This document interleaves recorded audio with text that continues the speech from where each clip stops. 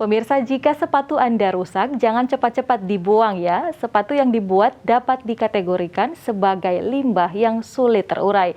Sebab itu, ada baiknya sepatu diperbaiki atau direparasi.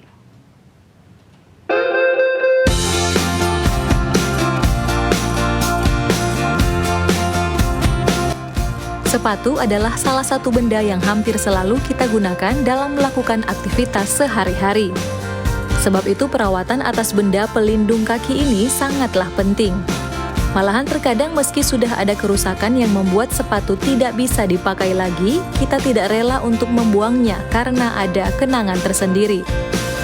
Nah, reparasi bisa jadi jawaban bagi Anda yang sedang dilema.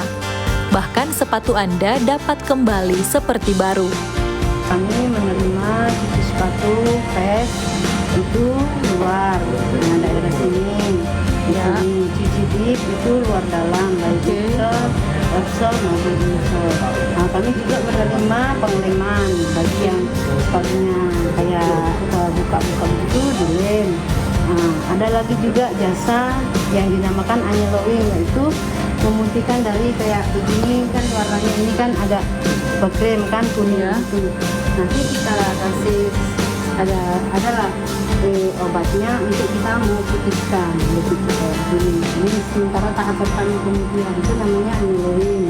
Nah, ada juga kami menerima kalau sampama sepatunya ini warnanya sudah pudar atau kusam. Nah, baru dia perlu dicerahkan, jadi dia termasuk di repaint, yaitu ini ulang, dicat ulang, berarti dicerahkan ulang. Di tempat reparasi sepatu, Anda dapat mencuci, menghilangkan noda kuning, menyegarkan warna yang sudah pudar, hingga mengganti warna sepatu Anda. Harganya pun sangat ramah di kantong. Jadi daripada dibuang begitu saja, lebih baik direparasi kan?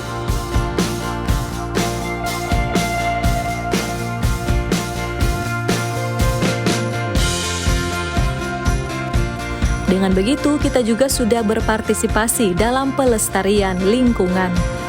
Perlu Anda ketahui, sepatu masuk dalam kategori benda yang sulit untuk terurai.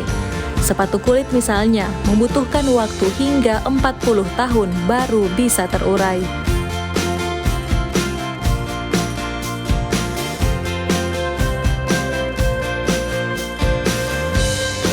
Regina Mangkei melaporkan untuk Kawan WaTV.